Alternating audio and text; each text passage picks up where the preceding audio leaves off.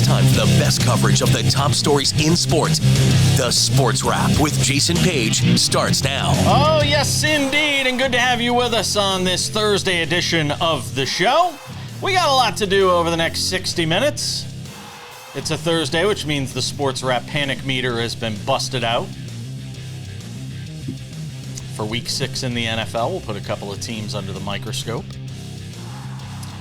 We'll also get into the WNBA Finals, Game 3 last night in Phoenix, and what an effort from A'ja Wilson. And, well, I mean, maybe her signature moment for everything that she's done over the last few years, maybe her signature moment. We've talked about it so much in baseball here over the last few days, but might have been one for her. We'll get into that. Bill Belichick news. Because, shocker, there's talk about him leaving North Carolina. But we start things out in baseball. And, hey, look who it is. It's the David Aardsma hanging out with us on the show. I'm a former big league closer. Hangs out with us every Thursday on the program. Sam Yarnell is here as always. All right, let's flush it out of our systems, especially me. Let's get it out of the way. Yankees lose. The Yankees lose. We all saw it. And frankly, I'm not shocked that this is the way it winds up ending now. When you watch this series, you watch the way this team performed all year, especially against the Blue Jays when you matched them up against them.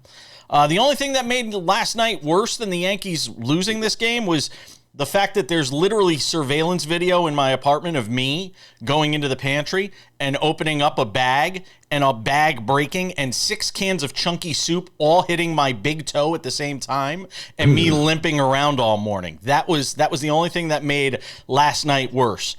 Let's talk about it from the Blue Jays standpoint first, because they deserve it. They deserve to be talked about first with what they accomplished in this series. Going out in a bullpen game, guys, in Game 4, and taking it to the Yankees. Even though Cam Schlittler did his job and threw a good game, the Yankee offense just couldn't get it going. They had opportunities late in this game. David Aardsma, your thoughts on the Blue Jays heading to the ALCS? Great job of pitching. Great job of controlling the Yankees lineup over the course of the series. Obviously, there was innings here and there or spots here and there.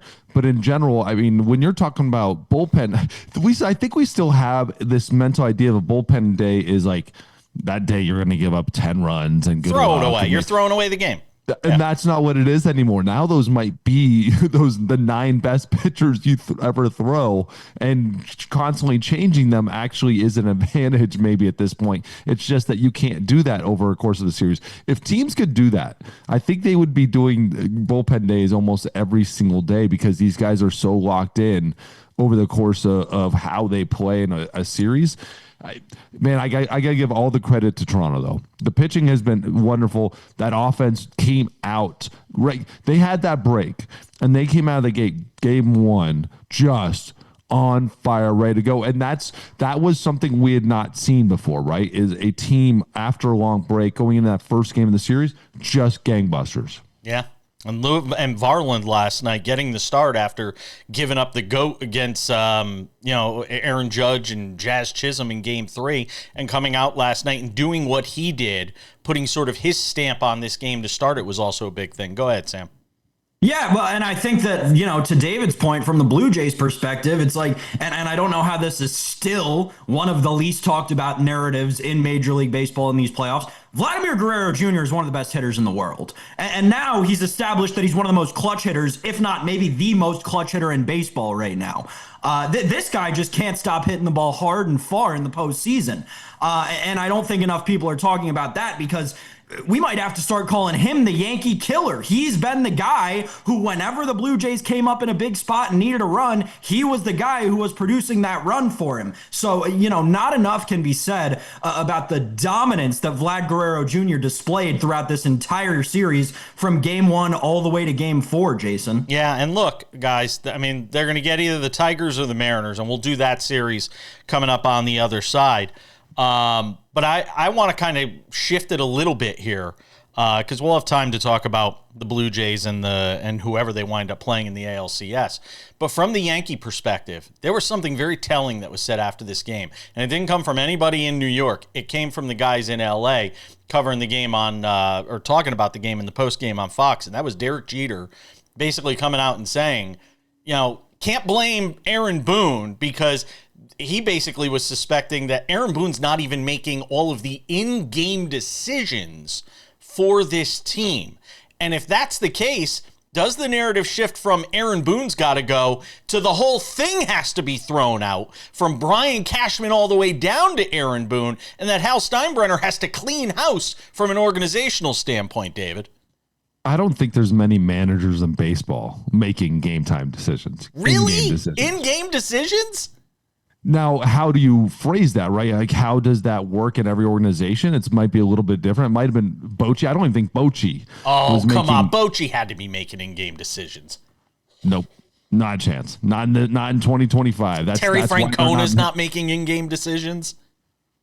I'm betting. I bet some not. I bet some that he is not, because the way it works, and then we might frame it a little bit different here. Though it's not like they're calling down saying, "Hey, get this guy going."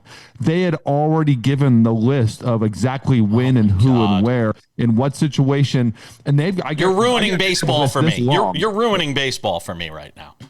It's just it's a different game than what it used to be, because we saw it in Moneyball. We saw it before our eyes. Brad Pitt sitting there telling them exactly who and when to do this, and that was 2002. So this isn't a new thing. And that was the saltiest of all salty managers. So anybody, if you're hiring, you're getting a job, you understand you're managing the team. You're not choosing your lineup. You're not choosing who's playing and where. It's just Boone is done. Boone has to be done.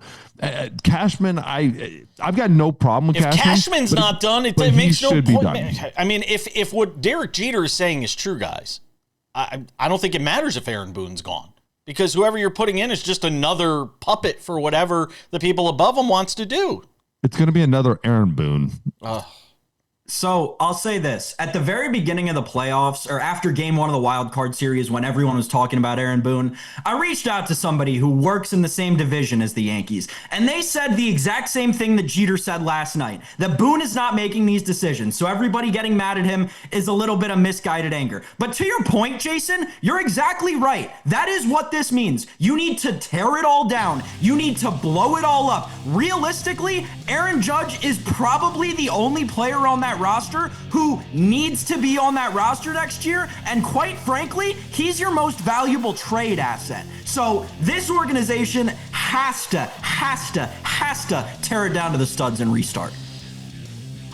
That's three has to. Well, has to. That's encouraging. That's encouraging.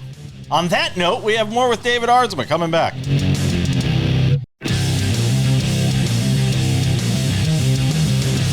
Welcome back. We're talking baseball, because that's what Thursdays are for on SportsWrap. David Aardsma, former big league closer, marveling at my diet. Thank you. Healthiest. Killing it. Killing it, man. Killing it. They love me at Starbucks. All right, so the Blue Jays are in the American League Championship Series. Who they will play remains to be determined, but the Tigers took a huge step in the right direction in terms of trying to advance to the ALCS with their Game 4 win in Detroit on Wednesday, guys. Game 5 on Friday with Tariq Skubal going for the Tigers. And boy, you want to talk about a series that has had nothing but shifts. After Game 1, we all said, series is over. You got Skubal going in Game 2. Tigers are up 1-0. Game 2 happens. Oh, no, it's back to the Mariners because they beat Skubal. Game 3 happens. It's a wrap. The Mariners are up 2-1. And then we get to Game 4. And, I mean, the Tigers are down 3-0 in this game. They get up off the mat, guys. Javi Baez shows up. Riley Green finally shows up. They even get Gleyber Torres in on the act. They score 9 unanswered and win 9-3, and now they have Skubal going in Game 5. But the Mariners have proven they can beat Skubal, guys. So I'm not saying this thing is a wrap on Friday night. Beating the best is great and wonderful. Beating the best in the one game that matters. Oh, that is a whole nother monster. Tariq Skubal found a way to always be that guy that wants the limelight, the guy right in the middle, the most important moments. Tariq Skubal seems to keep finding them. And as much as I believe in the Mariners, as much as I love them and I want them to win this series, this is the battle. This is the toughest game they're ever going to have. This might be the toughest pitcher in the toughest moment this organization's ever had. But I'll say this, David, outside of yesterday, and I know they scored 9 runs and they, like Jason said, very much got up off the mat from the brink of elimination. Yeah. This Tigers offense has been anemic for large parts of this postseason. And, it's a great sign that you're hot at the end of game 4, right? Obviously, that's a ton of momentum to take into game 5. But we've seen this team be so streaky with the bat. This game feels like a toss-up, and the winner's the first one who scores 3 runs in my mind. Three is all it's going to take. That's interesting. That's a tough one to me. Like three is it's going to be more than that. Skubal to pitch is amazing, but it's going to take 5 to 6. It's going to take 5 to 6 to me because once Skubal comes out, whenever that is, 8th inning, 7th inning, there's going to be more runs on the board because I went to Seattle this year. That energy in that stadium is unlike anything I had ever felt. And it was a regular season game, just a normal game, and so. I don't think the Tigers are going to feel an energy like that and an excitement like that. Mariners are definitely going to pick it up. So at some point, the Mariners are going to come through. It's just a matter of who on that Tiger offense is going to step up. Like you talked about it. Javier Baez actually decided to contribute to something. The guy who hit 100 in the second half with 1 walk decided to actually play in this series and get a couple hits. Up and down that lineup, no one person just has been jumping off the page. Right? I think the Riley Green home run, the swings he put on the ball yesterday is the most encouraging thing for that Tigers team. They need Riley Green to be Riley Green. And yesterday, he looked like Riley Green. Yes, and they absolutely need him. They have one of the worst offenses in the entire playoffs. So they have to have the whole lineup. It can't just be one guy. And to win a game like this, it can't just be one player. It's got to be that whole lineup. And I don't know if they're going to have enough bats. But Skubal's that X factor. Tigers, by the way, the total in that game, the betting total for the entire game, is only 5.5. No. And we don't even know who's starting for the Mariners yet. We don't even know. Would you start Castillo? I would have no problem. All hands on deck. No, but I mean, who are you starting? I start Castillo because that's the only spot I'm going to want him to come into. I'm going to want him to be able to control his start. Interesting. Control his start, do his normal thing, keep his routine, everything the same, and then go all hands on deck, bullpen day. Everybody else is younger than him and can handle it a little bit differently, and just treat it like the Blue Jays did, and just dominate with every single guy because you've got better pitchers up and down. You just got to beat that first guy. You just have to get through to Skubal. Get a couple of runs. I mean, that's all it took really in the second game. It's just getting a couple of runs. I mean, I guess that's the perspective. Go ahead, Sam. No, yeah, I think you're exactly right, Jason. And I think, when is this we look that at moment, this, Sam, not to interrupt, but I want to ask you, because you're a Skubal guy. You love waxing poetic. You love waxing poetic about Skubal. This is that moment for him. I mean, this is it. All the Cy Youngs, all that stuff, the greatest pitcher, blah, blah, blah. It all comes down to this. I mean, you throw it away in this game, Sam. That's loaded. I don't know. That's an off-season question. But I'll just say this. I don't know. I love the guy. Think he's a hoss. One of, if not the best pitcher in the game right now. I don't know if he gets this win. This Seattle team, man, at home with that, David's talking about that entire crowd behind him in that building, which is one of the loudest in Major League Baseball. It's great. Not to say anything against Tariq Skubal and that he's not a great pitcher. That is a one-of-one environment in Major League Baseball. It'd be hard for anybody to go in there and get a win, let alone Tariq Skubal, who's got nobody and their sister behind him to come in after. I don't know, man. I am nervous about the Tigers going into Game 5. Go ahead, The question David. for me is, how far do you let him go? If he gives up a couple early, if he gives up 3 early, do you just say, Coach, we got this? I think you do. I think in this situation, Really? I don't care what he gives up early unless it's just a monster like 5-1 in the first inning or something like that. I think even if then, you might just stick with him. If he shows you any sign of life, because he's your answer to a certain, like, he's your answer. Now, again, a crazy number at the beginning, maybe that's one thing. Then you say, you know what? We're going to do the same thing the Mariners are doing, bullpen day. But I might stick with him until his arm falls off. Real quick, in the final 45 seconds, so I only have time for short answers on this. Do we both agree the Mariners give the best chance of beating the Blue Jays in the ALCS? Or is it, and see, the problem with Skubal going in game, because the problem with Skubal going in Game 5 here is you don't get him 3 times in the next series. Right. So I think he's always your best chance to win. Yeah, and that's always your best chance to win. Same could be said about Castillo, though. Yeah, but the Mariners got some guys they could throw behind him. I'd rather have Kirby and Wu than Jack Flaherty. Absolutely. And Casey Mize, who will get pulled after 3.5 innings and 60 Bo pitches. Naylor's going to give every sign possible. Yeah. We're coming back. We got more baseball, the National League next.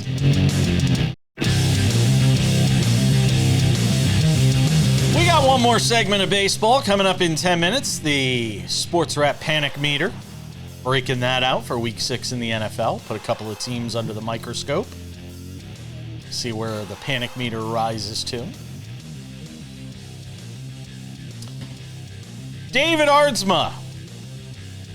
Any panic in Milwaukee if you're a Brewers fan after they lose Game 3? Quinn Priester got roughed up early. It's just amazing. The Cubs can only score in the first inning in this series.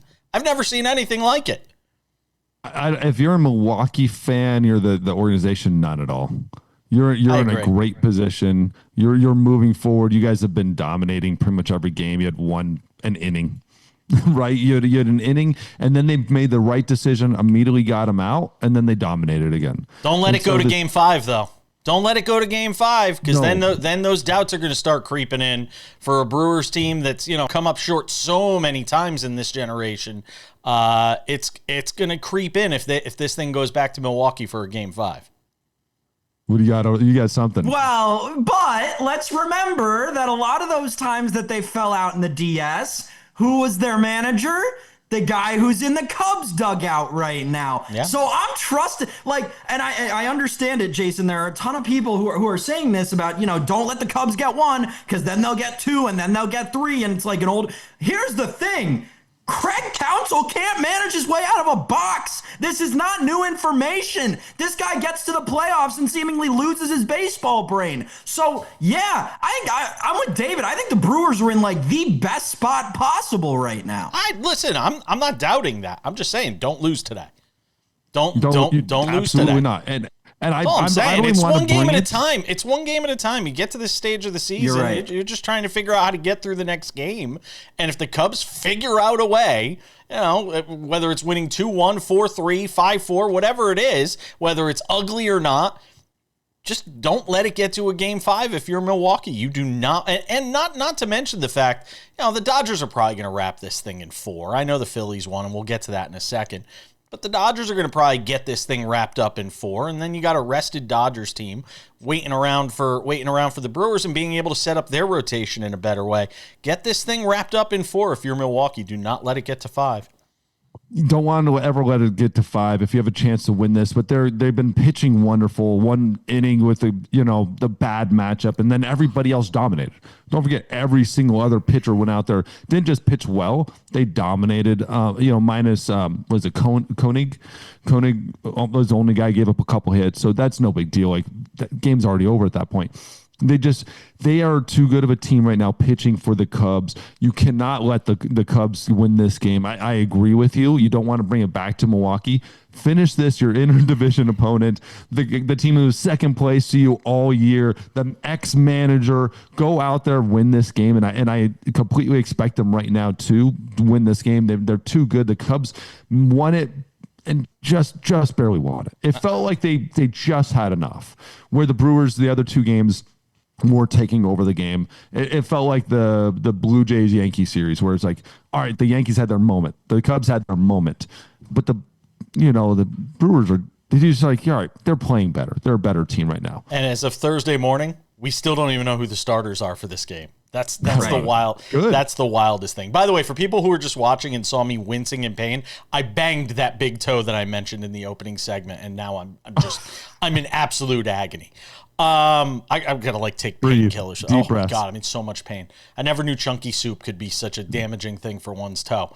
Let's talk about the Phillies. Who bust out. The offense breaks out in a big way. Kyle Schwarber hits one to the moon. I think it's still. Oh, it just went by me. Kyle Schwarber, 2 home runs last night, and obviously a win for the Phillies. A lot of people are questioning the way Dave Roberts is sort of manipulating this staff and the bullpen. David, I wanted to get your thoughts on that from the pitching perspective. I've got no problem with what he's doing. I can never question Dave Roberts and how he's handling his staff, because basically he's doing it kind of like we've talked about other managers doing it, all hands on deck. He's all hands on deck every single game with the bullpen, with the rotation, just trying to figure it out, flipping a coin and saying, all right, which one of my all-stars Cy Young winners can go today? I've got no problem with it. Sasaki being the closer, I think, is a great move. That guy is a different monster right now. He has a different energy coming out of that bullpen. Then David, use him to close the game. In game 2, they almost gave the game away because they throw Blake Trinan out there when you could have started the inning with Sasaki. I that's what I'm talking about. That kind of thing doesn't make sense to me. But that type of thing hadn't been established, that the rookie who was horrible in the regular season, couldn't stay healthy, couldn't pitch in the big leagues, really had established himself as that. Those are the moments where you lose complete faith in a Trinan and closing out that ball game, right? Like that to me is like, still Blake Trinan has, out of everybody left, the longest track record of actually being able to close out those games. It's just now that moment is what solidifies other guys and their jobs, and they're doing enough to be able to hold on. Sam, go ahead. I think the Trinan thing, though, speaks kind of to David's original point. At least it did to me, because Roberts is literally between, all right, do I take this phenom rookie kid who can't quite figure out his skill set, but like the bullpen's been doing all right for him? Or do I take this guy who was on the World Series team last year? No, I know he can close out games. He's been on the team for 3 years now. He's seen championship baseball. It's like an embarrassment of riches for the Los Angeles Dodgers right now. I think the interesting thing, kind of to me, from a managerial perspective, and how this Dodgers team has run, especially last night, is the Clayton Kershaw thing. We know that the guy has, a horrible track record in the playoffs, and he comes into that game last night and lets the Phillies score all these insurance runs. David, are they going to go back to him ever again in this playoffs, or is he just done and along for the ride? Maybe in a game like this again, where you're already behind the 8 ball, you're getting into the 7th inning, whatever it is, 6th inning, and you need to throw somebody because you still have him on the roster. That was the more surprising thing to me, that he was on the roster and going into the bullpen, but he's there, so you got to throw him. And then when that started happening, at that point you're like, all right, just give us as much as you can. Just give us the 2 innings, 3 innings that maybe get us through this game, get our guys rested to be able to come back for the winning game in the series. But again, back to Sasaki, it might also be the fact that they weren't sure if he could go back to back, in that big situation, that big moment. And so they might just went to try him first and then had to go to Sasaki at the end there, like to close it out, the last out. But a lot of those things you don't know walking in there. You got the rookie who's probably never gone back-to-back days, especially not in that situation. How do we manage that? There's so many problems with that roster. Do either of these series make it to a game 5? Yes or no? No. All right. But I've been wrong about everything. So That's all of us. Welcome to sports media. We've got some NFL, the panic meter. See you, David. Bye. Coming up in 10 minutes, Bill Belichick. Could he be out at North Carolina? By midday yesterday, I was ready to write the obit, and by last night, it was, maybe not. We're reading the tea leaves on that. Oh, the maniacal Sam Yarnell. What is that face? What? Just waiting to talk about Bill Belichick, Jason. Right. Okay. Fair enough. We'll do that coming up in 10 minutes. It is a Thursday on this show, and every Thursday we talk with David Aardsma, and every Thursday we like to do a little something called the SportsWrap Panic Meter. Because we're all about fancy production values here on the show. The SportsWrap Panic Meter in the NFL, Sam Yarnell, week 6 around the league. Some people think the move by the Cleveland Browns to trade, or by the Bengals rather, to trade for Joe Flacco is a panic move.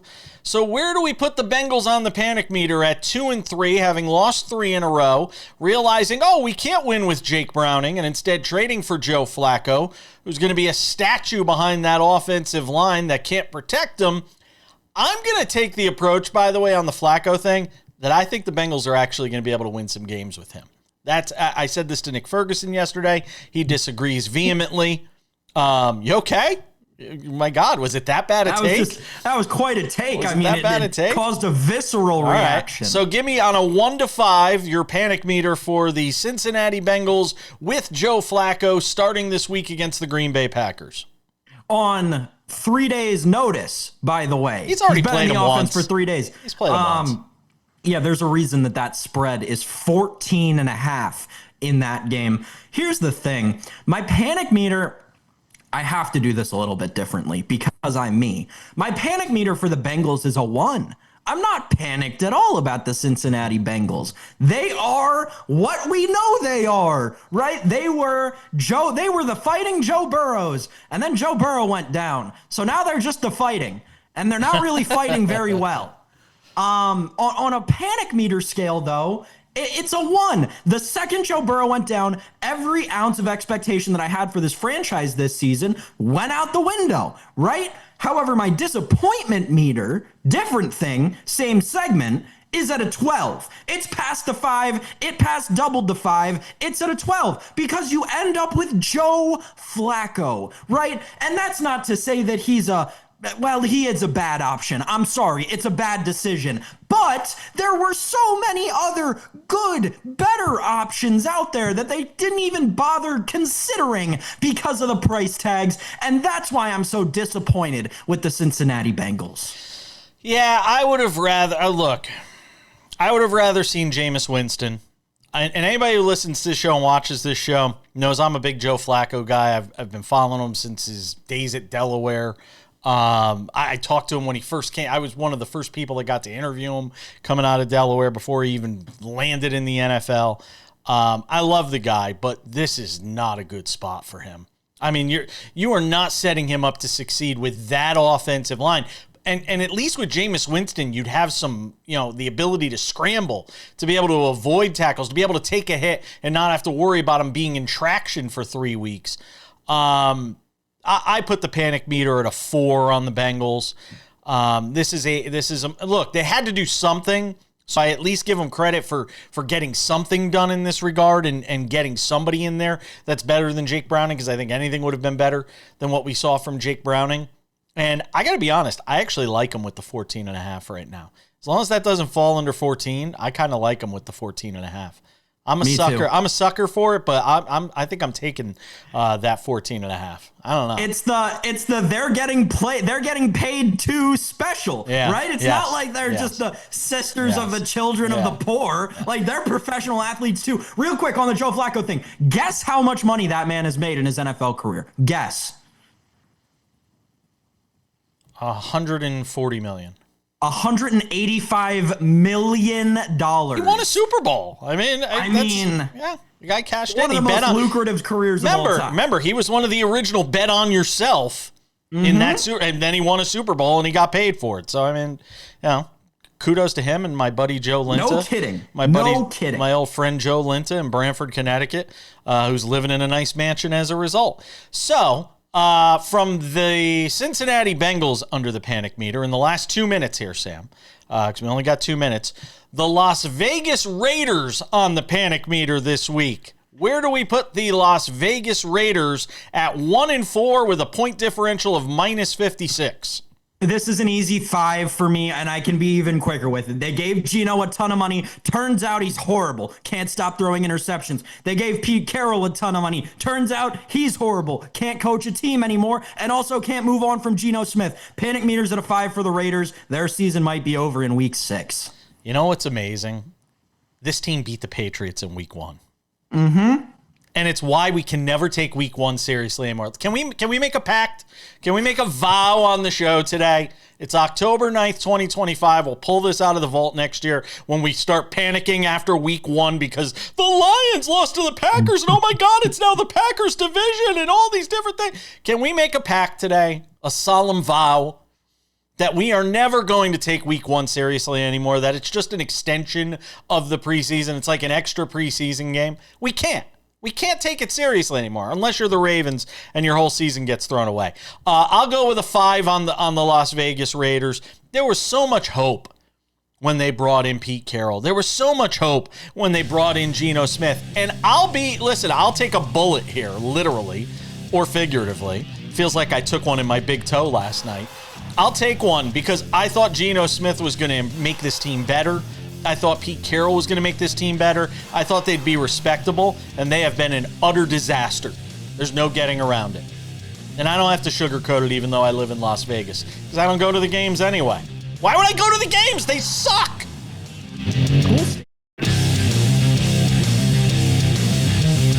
Coming up in 10 minutes, some odds and ends. The end of any debate on who the GOAT is in the WNBA. I mean, really. As of now, I think the conversation's a wrap. But I have a bigger question I want to ask on the WNBA that we'll get to coming up in 10 minutes in odds and ends. But first, Bill Belichick, because look, we should enjoy talking about him while we can, because pretty soon he's going to be damn near irrelevant with everything that's going on at UNC. And gee, who could have seen this coming? Who could have seen that hiring, a septuagenarian to be your head coach who had never coached in college football, at least not in a generation plus? Who would have thought it'd be such a bad idea to hire this guy that, by the way, won all these Super Bowls in the NFL, and yet not a single NFL team wanted to do more than kick the tires on Sam Yarnell. I mean, there is so much here that screams malfeasance by the University of North Carolina and Bubba Cunningham and the powers that be and the chancellor and everybody associated with the University of North Carolina. There is so much malfeasance here that to me, I was already starting work on a column on this, and to me, the story isn't Bill Belichick being hired, or the story isn't Bill Belichick failing. It's everything that led up to hiring him and thinking that was a good move. To me, when we talk about the post-mortem. So the story is Bill Belichick, there was talk yesterday that he was working out a lesser buyout with North Carolina so they could part ways potentially. And that was the story throughout the day yesterday. By the end of the night, Bill Belichick had put out a statement through the university saying, I'm fully committed to UNC football and the program we're building here. Bubba Cunningham, the AD, added Belichick had the full support of the UNC administration. Yeah, everybody's got their support until they don't, Sam. What do you think's going to happen here? Does he make it through the season at this point? I thought he'd get let go at the end of the year, but does he even make it through the season at this point? No, so the reports out there, or the rumors out there, I guess, because I don't want to get sued.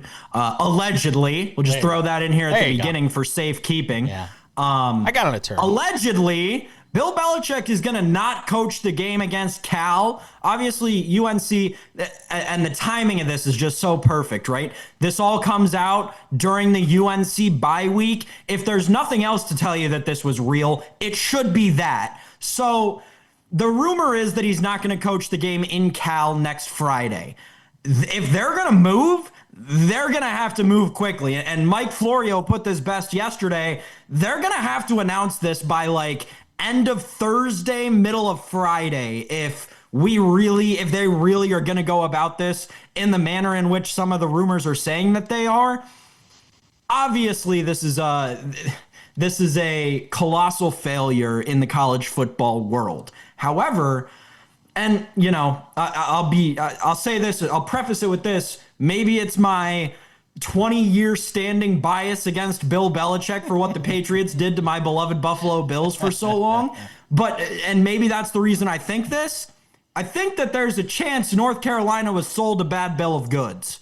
And I'm not ready to rule out that, Bubba Chandler in an era where he was losing Omarion Hampton, who we've seen his production, right? Now imagine what he was doing at the college level. He had just lost his stalwart coach who had been there for a decade plus, right? Bubba Chandler was looking for Bubba Cunningham. Oh, sorry. Bubba Chandler. You're pulling at me. Major League Baseball pitcher. Bubba Chandler, yeah. Prospect in the Pirates organization, not at all connected to UNC. Bubba Cunningham was like, I got to do something to bring in notoriety towards my program. And he saw Bill Belichick sitting there with this bad bill of goods, and he bought it. I want to give him the benefit of the doubt in that regard. Now, all of that said, there's still no excuse for what happened in the 3 months between when you signed him and where we're at today that led to what's going on right now. But at the end of the day, this is a colossal failure. Like you and I have both said, Jason, it is something that will stick with the sport of college football for years to come. And the best comparison we could make, Urban Meyer. All right. I'm gonna try and take it a little half full for Bill Belichick. He's still a future Hall of Fame coach. But this is not a distinguished way to end your career. and this is going to stick to him. It's not going to change the fact that he's a Hall of Famer.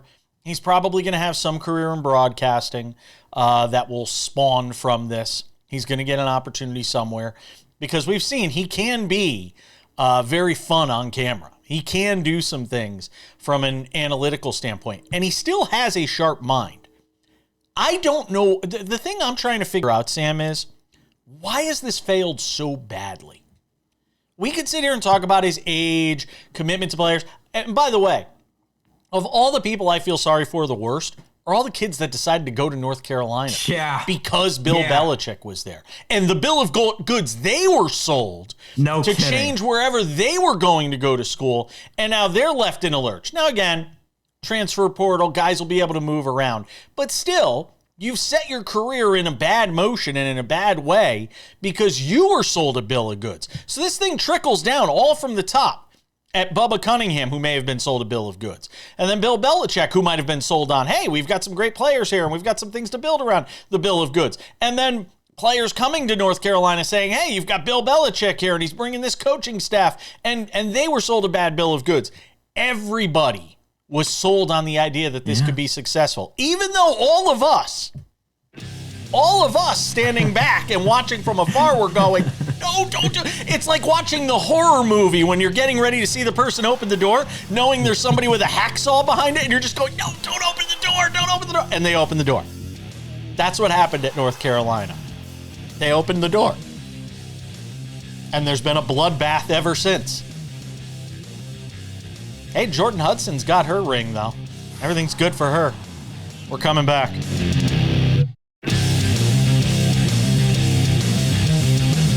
Just about time to put the wraps on this baby for a Thursday.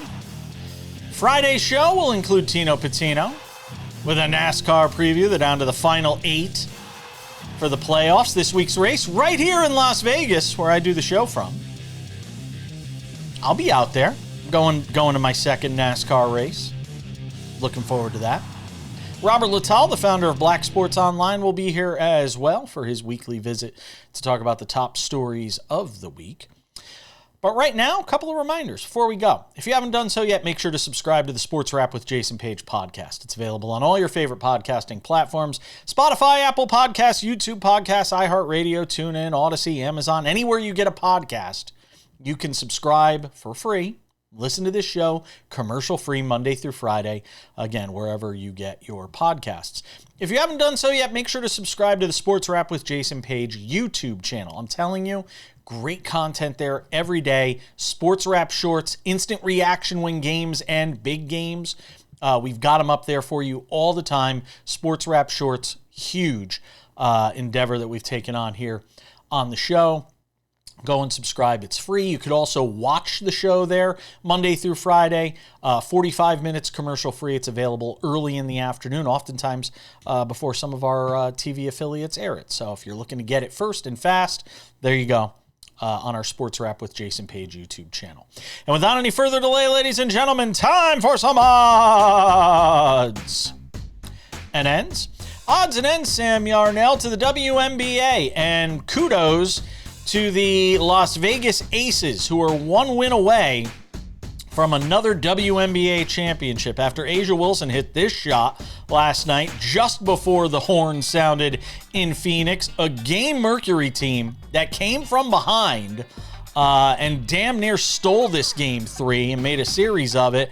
And then A'ja Wilson did what A'ja Wilson does, and that is ball out when it matters the most. She had a huge game in what is essentially the put-away game of this series, as nobody's come back from a 3-0 deficit in the WNBA. Yeah, and it leads me to ask this question, Sam Yarnell. As much as we talk about the great athletes in sports and the great athletes of, this generation and different sports that we go into, and we were talking about Aaron Judge having his moment in Game 3 of a series the Yankees wind up losing.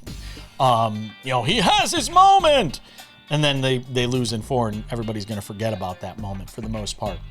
Here's A'ja Wilson with all her MVPs, with the championships, the success that she's had. And it really took her doing this last night for me to kind of recognize that this was her moment last night. This shot, which essentially locks down this series for the Las Vegas Aces. This was that moment, that kind of moment for A'ja Wilson, who's not just one of the greats in the WNBA or the greats in basketball. She's one of the greats in sports, and it's time we start talking about it a little bit more in this era of Caitlin Clark and talking about, what players are doing on the court or off the court and their podcasts and endorsements. A'ja Wilson's just out there balling. She's like Nikola Jokic. I mean, all due respect to Nikola Jokic, all due respect to him because he's a great basketball player. He couldn't touch how dominant A'ja Wilson is. People do not, and they will still and probably never will, understand how good of a basketball player A'ja Wilson is. I can try to describe it for you, considering she just won her 4th MVP, 2nd in a row, 3rd in 4 years. She just won her 3rd Defensive Player of the Year, 3rd in 4 years. She is going for her 3rd WNBA championship this season. She is a 7-time WNBA All-Star. That is in an 8-year WNBA career. I don't know what to say. There are very few athletes in sport who dominate the way A'ja Wilson does on an individual level when it comes to a team sport. She went 34. She is truly the golden egg of the, and we can talk about Caitlin Clark and we can talk about Paige Beckers, and they're all great. I'm not taking anything away from any of those women because they are all incredible athletes. But A'ja Wilson is the best player in the WNBA and will continue to be the best player in the WNBA as long as she's hitting shots like this to send her team one game closer, one game away from lifting another trophy. 34, 14, and 3 blocks last night in what is essentially a closeout game. 11 of 20 from the field. And it's the game winner. In the final minutes, Sam Yarnell, let's talk about the prime game, because it isn't bad enough if you're a New York sports fan right now that you've got to deal with, we get the Eagles coming off a loss at home to the Broncos against the Giants tonight. I haven't even looked at the line on this game, but I will. It's 7.5. How are the Giants only getting 7.5? I know they're at home. 40.5 is the total, Sam. I don't know. What do you got? This game smells like stay away 6 ways to Sunday, but I'll tell you this. This usually happens around this time of year when the New York baseball teams let that city down. And one of the New York football teams who are just at the bottom of the barrel in the league usually tend to get a win that they shouldn't around this time of year. I'm not saying they're gonna. I'm not saying I'd put my money on it even with them plus the 7.5. but I would not be surprised if the Giants won this game. If I don't take the Giants, I can't take anything. That's kind of my rule because there's a helmet above me that says the Giants. I'll take the over 40.5 because I can't take the Giants. I got to take something. I'll just take the over. Don't tail me tonight. Thanks to David Aardsma. Thanks to you, Sam Yarnell. We'll see you all back here on Friday.